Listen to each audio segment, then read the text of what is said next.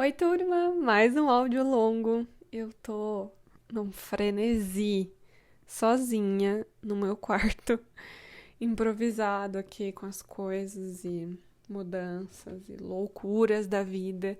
E eu acabei de ver um curta sem querer da Pixar que chama Piper. Piper. Coloca no YouTube, no TikTok, enfim, qualquer lugar vai ter. Isso explodiu a minha cabeça, porque vamos lá, tem um pequeno contexto. Eu já conto pra você a história. Mas o problema é que eu tava estudando Michelangelo de novo pelo nosso calendário e e-book de História da Arte de 2024, que você imprime aqui, deixa lindo na sua mesinha o calendário, vai ticando os dias, vai vendo o tempo passar, vai meio que fazendo resumos mentais da sua vida ali por esses calendários. Eu já faço isso há alguns anos, me ajuda muito com aquela sensação de, nossa, não tô vivendo nada.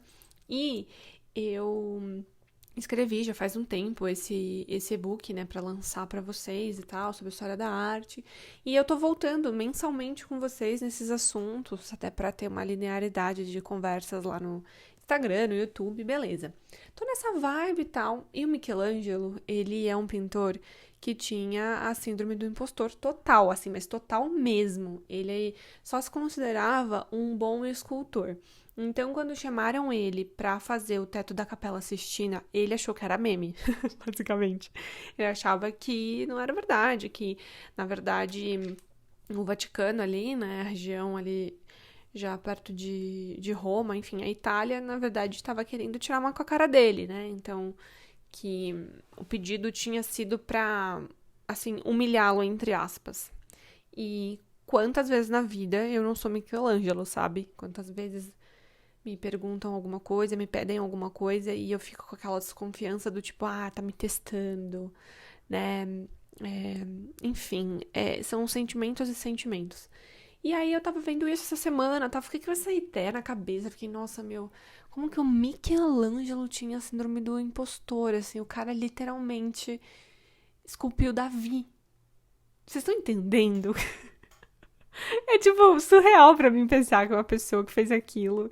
E eu estive na Capela Sistina recentemente, então assim, eu fiquei até com dor no pescoço. Eu não conseguia parar de olhar pra cima, assim, eu não conseguia sair daquele lugar. Eu nunca entrei num frenesi tão grande com arte quanto eu entrei ali com o Michelangelo ou com a Artemisia Gentileschi, com o Bruegel, assim, são três pintores pra mim que, nossa, desgraçam a minha cabeça. E eu tava nesse frenesi essa semana, lembrando de todas essas coisas, pensando Michelangelo.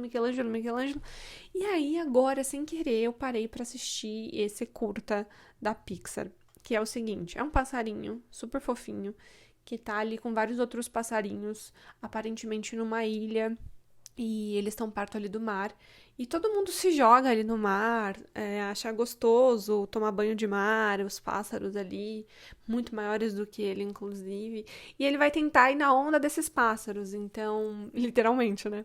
Ele fica esperando ali pra comer as larvinhas do chão e. Ai, ele leva a primeira onda, né? A primeira maré, né, alta. E ele fica com muito medo daquilo, assim, aquilo constrange ele, aquilo dói dentro dele. Não sei se com você, em alguma situação da sua vida, isso já aconteceu. E aí eu preciso fazer uma pausa, calma. Já vou continuar contando. É que eu recebi outro dia um comentário aqui no Spotify, assim, você falando essas coisas, você é psicóloga? E eu acho ótimo, porque em todo início de episódio, acho que diferente desse, né? Mas todo início de episódio eu falo: oi, gente, eu não sou terapeuta, eu não sou ninguém. Aqui eu não estou sendo também a Bruna, professora de literatura que vocês conhecem. Estou sendo só a Bruna, porque além da minha profissão, eu sou um ser humano. E eu tenho um certo ranço quando a gente para pra ouvir qualquer história hoje em dia e acho que todo mundo tem que ser especialista em tudo. Aqui eu só tô compartilhando, gente. Esse podcast é Tempo de Morangos. Não chama podcast Bruna Martioli exatamente por esse motivo. Porque muitas influenciadoras, né, colocam esses nomes aqui, muitas meninas que trabalham com internet. E o próprio nome aqui. E eu não quero fazer isso, porque isso aqui não é. É tipo o meu WhatsApp, isso aqui. Essa é a ideia. Eu não faço nem roteiro para as coisas aqui que eu falo. E eu acho que eu não preciso ser especialista pra falar da minha vida, né? Aliás, eu acho que eu sou um pouco especialista na minha vida, né? Eu tenho esse lugar de fala, eu acho. Então não é intuito pedagógico, tá? É pedagógico e nem psicológico.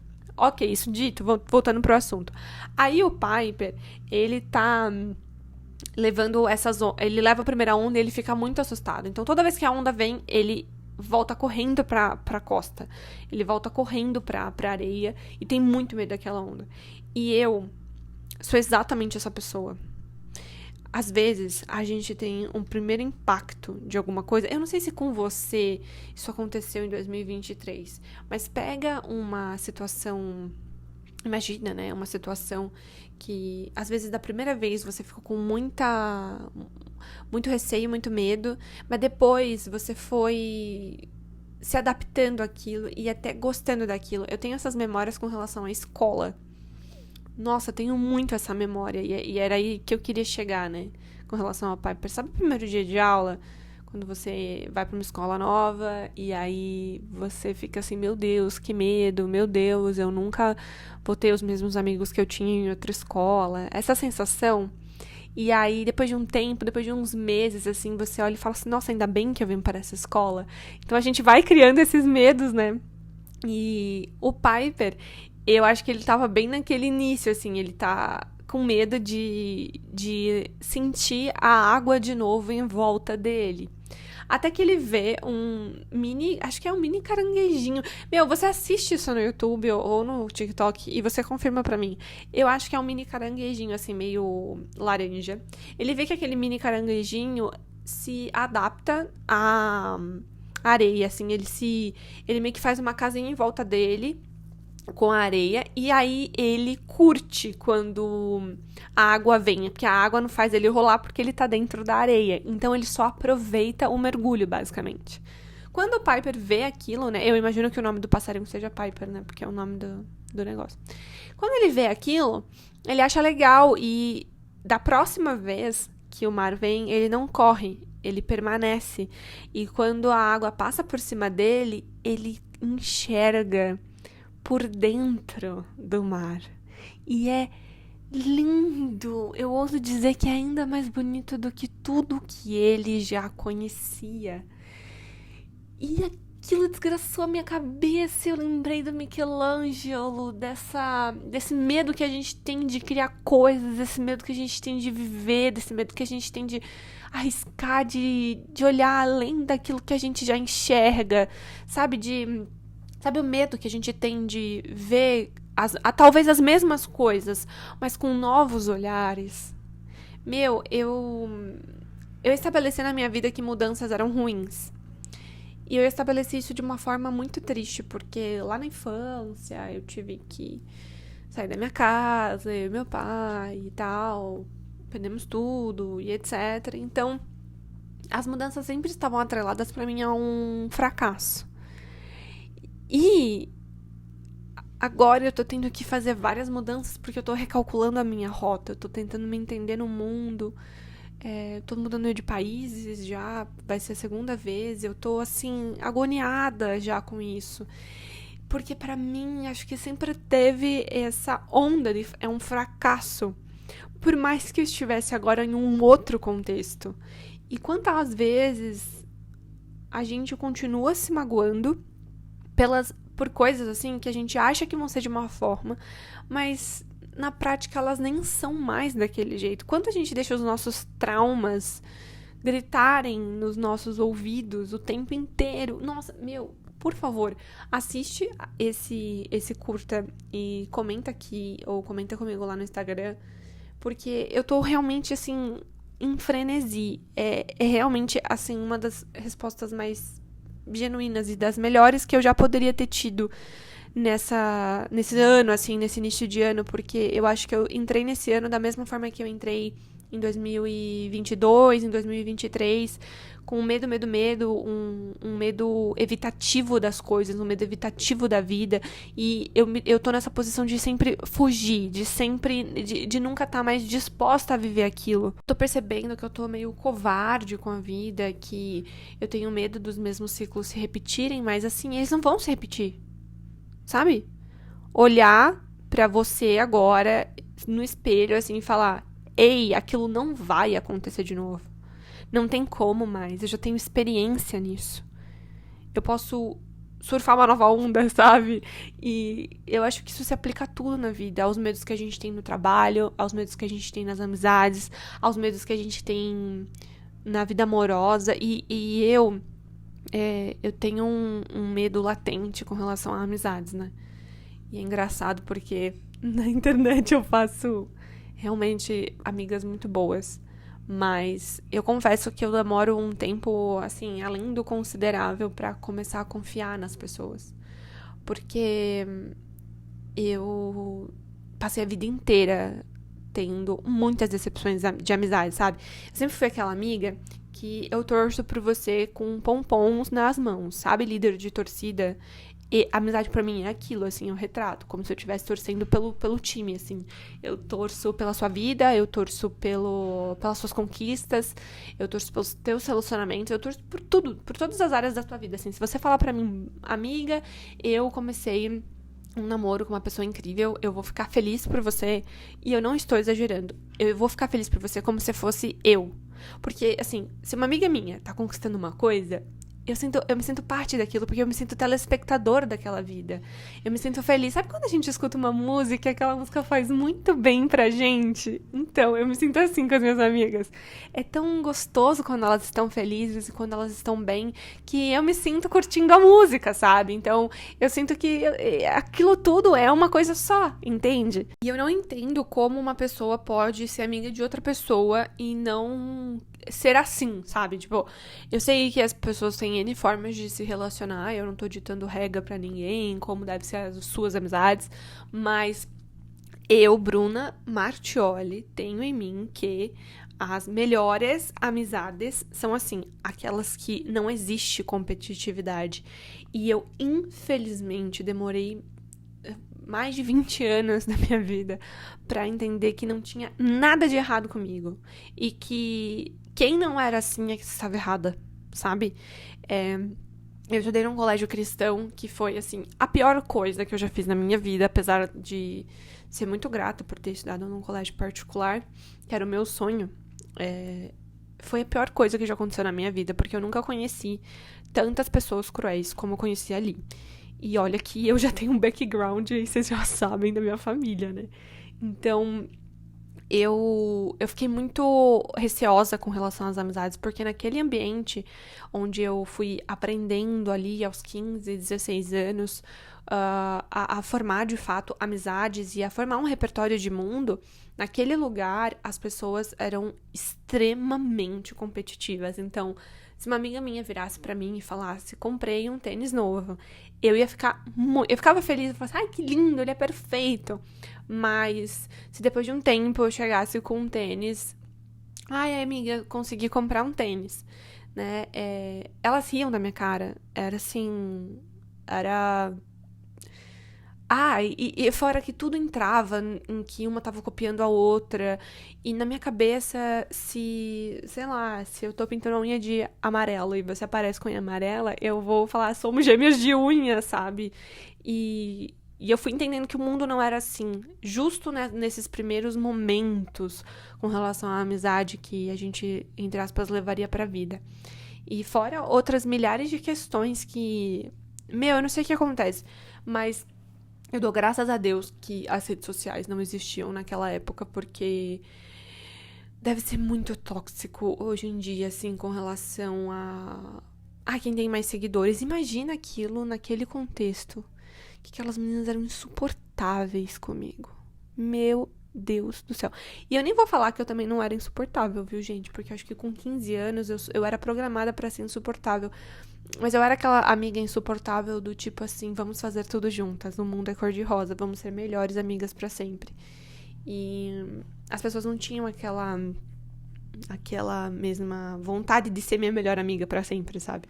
Então, ao longo do tempo, eu fui, assim como o Michelangelo, acho que criando um bloqueio, assim, acreditando que eu não era boa o suficiente pra ter boas amigas e que eu tinha que aceitar qualquer tipo de amizade que surgisse à minha volta. E assim como o Piper no curta-metragem, que ele, num primeiro momento, ele observa como os outros pássaros estão pegando as larvinhas ali para comer, ele demora um tempo para se sentir confortável em fazer aquilo também, em não sofrer represárias, tanto que demora que ele é jogado para longe, né? E ele fica triste ali, ele meio que se coloca na areia sozinho ali. E aquilo é muito real, só que é muito difícil ter a mentalidade de que eu e você precisamos fazer um movimento para sair daquele lugar, porque vão existir outras coisas e outras pessoas no mundo que não vão nos tratar daquela forma. Olha que maluquice achar que por conta de uma experiência ruim, toda a nossa vida vai ser pautada naquilo. Quanto de poder nós estamos dando nas mãos das pessoas erradas. Meu Deus. Quanto tempo eu perdi, eu acho, assim. Eu olho pra trás e eu falo, nossa, quanta perda. Porque nessas desse colégio, assim, que eu estudei, no último ano do ensino médio, meu pai me trocou de escola, porque hoje a gente já sabe, né, que eu sofri bullying mesmo. Apesar de que eu acho que eu convivi num ambiente tão tóxico que eu me tornei uma pessoa tóxica, assim. O meu pai me tirou mais daquela escola porque eu estava me tornando uma daquelas meninas. Sabe quando você normaliza que as pessoas se tratem mal? Então, eu acho que foi ali que meu pai falou: chega, eu não quero seu caráter dessa forma, sendo moldado assim. E aí eu fui para uma escola nova, perto da minha casa, e lá eu encontrei meninas tão legais, tão legais. Igual o Piper encontra um novo repertório de mundo, né? E o problema foi que eu tinha tanto medo delas. Eu tinha pânico delas. Eu não conseguia chegar perto delas. Eu tô falando sério. Eu não conseguia passar o intervalo com elas. Eu trocava poucas coisas. Eu falava por muito pouco. E elas sempre tão receptivas comigo. Pra você ter uma ideia, eu lembro que já tinha começado o Instagram. Foi foi meu último ano do ensino médio, foi o ano que começou essa onda de Instagram. E eu lembro que eu vi elas me seguindo no Instagram e eu chorava horrores, assim, querendo muito que elas não estivessem ali, porque eu sentia que elas iam começar a me tratar mal. Sabe quando você passa a enxergar o mundo todo, tipo assim, você generaliza tudo e todos? Então, eu acho que isso acontece muito também no mundo dos relacionamentos, né? Às vezes a gente tem decepções tão grandes, tão profundas, que quando aparece uma pessoa legal que fala com você coisas muito básicas e que te trata normal, né? Às vezes não é nem bem, a gente nem acredita, né? Eu acho que chega um ponto da vida que a gente só quer ficar o máximo possível como o Piper ali, escondidinho na areia, sem ninguém nos machucar mais, sabe? Quando você tá naquela fase que, por favor, ninguém chega perto de mim, porque daí assim eu não vou ter que lidar com nada. Nem com a parte feliz das pessoas, nem com a parte triste. E o Michelangelo era exatamente assim. Ele era esse cara que se excluía de tudo e todos em prol do trabalho. Ele era meio workaholic. Na verdade, ele era muito workaholic.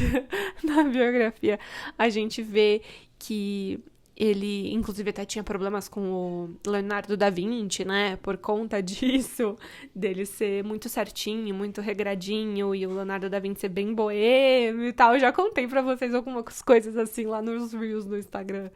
Mas É porque eu acho que o Michelangelo não teve boas referências, né? Ele, quando encontra alguém que minimamente acredita nele, ele age como um porco-espinho, sabe? Ele coloca todos os espinhos pra fora, tipo assim, aqui você não vai machucar mais. Eu não vou mais ter críticas. Eu vou fazer só o que eu sei fazer bem feito e sair daqui. Então eu só vou ser um escultor agora.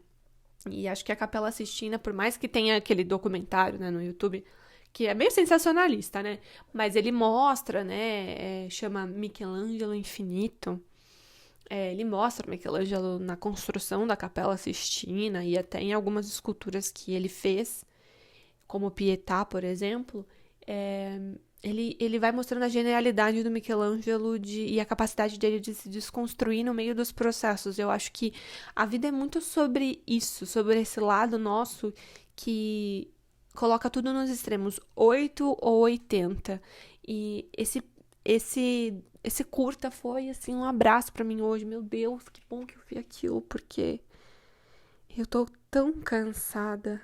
Eu tô tão exausta de ter que analisar tudo, de ter que me proteger com a areia, sabe? Eu só quero poder nadar ali tranquila e saber que se uma hora ou outra uma onda maior me fizer rolar, eu posso fazer o que eu já sei fazer, que é levantar, respirar de novo e continuar, sabe? Eu não preciso passar por todos esses anos de exílio, acreditando que ninguém mais vai ser bom no mundo, porque, assim, é aquele lema, né? Se você já sabe como que é, entre aspas, o fundo do poço, então você já sabe como sobreviver, porque você já teve lá. Então escala de novo e vai viver, porque a gente só tem uma chance, né? E quão injusto é deixar com que o outro dite tanto a nossa vida, né?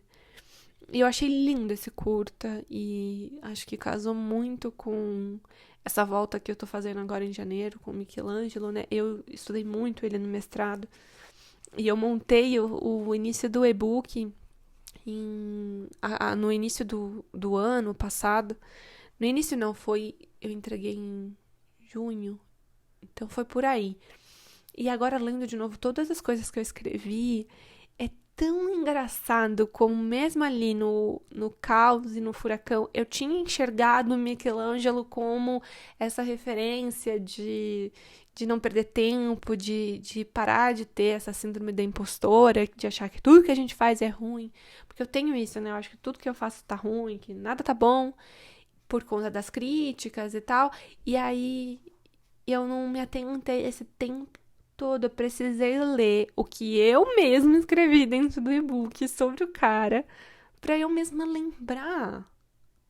Meu Deus, o que acontece com a nossa cabeça que a gente não olha até mesmo para as referências que a gente já pegou, que a gente já sabe, né? A gente não precisa ficar na areia esperando que alguma coisa ruim aconteça. A gente pode continuar ali no mar, aproveitando felizes, porque acho que não vai chegar um momento da minha vida ou da sua vida que vai tudo ser perfeito, né? É uma ideia muito utópica de, sei lá, quando eu fizer 30 anos, a minha vida vai estar perfeita. Todos os dias eu vou acordar, vou ser do mesmo jeito, e eu vou ter minha rotina incrível, amigos incríveis, e não vou mais ter estresse. Parece que a gente vive esperando consertar a vida pra poder começar a viver, né? Só que a gente não tem que consertar a vida, porque não tem nada de errado com ela. A vida é o que acontece no meio do caminho. E o meio do caminho vai ter sempre desafios, problemas. Porque é assim que a gente vai aprender justamente a viver esse meio do caminho. Então, é como se a gente estivesse querendo pular a etapa principal da vida, que é esse aprender, sabe? E eu nem tô falando de aprender na dificuldade, porque, olha só, como o Piper no curta, a gente pode aprender pelo exemplo. Ele viu os outros caranguejinhos afundando e esperando a onda vir, né, na areia para poder curtir aquilo, e ele fez aquilo. Então, às vezes a gente pode aprender pelo exemplo. É muito mais fácil. Eu sou time aprender pelo exemplo e não pela dor. Porque eu acho que tem coisa que alguém já sabe mais que a gente, então que a vida já mostrou também. Então é mais fácil ir por esse caminho, sabe? Eu adoro o caminho mais fácil e eu adoro o caminho mais curto. Se eu posso aprender com ele da mesma forma, então eu adoro ele porque é mais prático, sabe? Enfim, esse foi o nosso áudio longo da semana. Mas eu queria também que você saísse daqui agora, assistisse o curta, pegasse ali o Piper, visse, pegasse o calendário e o e-book de História da Arte, estudasse ele, né, visse ali, é assim, são 12 pintores ao longo do ano, então são 12 capítulos que o e-book tem, contando a história de cada pintor e das suas principais obras e fazendo análise. Então ele tá completo, assim, para você ter um repertório de História da Arte até o final do ano. E agora, dia 3 de fevereiro, às 2 horas da tarde, a gente vai ter um aulão ao vivo de História da Arte. E aí, para quem já tem esse material, né, que é o mesmo tema, que é o calendário e-book de História da Arte, vocês têm um desconto equivalente ali para não pagar 2 vezes o mesmo tema, né? Porque não faz sentido. Enfim, então tá muito legal esse aulão de História da Arte. Eu já terminei ele. Tá lindo os slides, tá lindo tudo, e a gente vai estudar exatamente esse poder da arte, a gente vai ter ali uma linha do tempo de História da Arte, aprender a interpretar os quadros, essas dificuldades iniciais que a gente tem, esse aulão é pra isso. E, bem, eu tô muito aliviada, espero que esse áudio também tenha te aliviado, assim, no sentido de a gente já passou por coisas ruins, então agora a gente tem mais repertório pra não passar de novo, sabe? Então, é assim, não precisa ter tanto medo. É como quando você sofre uma traição, né? Uma pessoa te trai e aí... Agora, em todos os outros relacionamentos que você vai ter, eu falei no plural, né? Mas no próximo relacionamento que você vai ter, você age como se aquela pessoa fosse te trair, né? Você só fica esperando aquela pessoa te trair. Quando, na verdade, o mais importante é você saber que você vai ter forças pra sair dali e acabou. Sabe? Pronto. Não. Sabe quando você não precisa ter tanto medo de algo que você já decidiu? Enfim, eu achei incrível esse curta. Sério, e ele é bem antiguinho já. Bom, mas é isso. Obrigada pela sua atenção. Até semana que vem. E outra coisa, deixa aqui nos comentários do podcast também, turma, os temas que vocês querem pros áudios longos aqui. Eu adoro fazer, a gente fez agora um sobre o Jurandir, que foi ridículo, né, aquele podcast. Sobre relacionamentos amorosos. E deixa aqui o que você quiser de tema. E eu tiver inspirada na semana, eu faço, eu anoto todos aqui no meu Notion. E eu vou fazendo à medida que for acontecendo as coisas por aqui. Então é isso, beijão. E até a próxima semana, nesse mesmo bate-horário, esse mesmo bate-canal, segunda às 10 horas da manhã. E de domingo sai sempre vlog no canal também, às 10 horas da manhã. Então, domingo e segunda a gente tem encontros. Beijinho!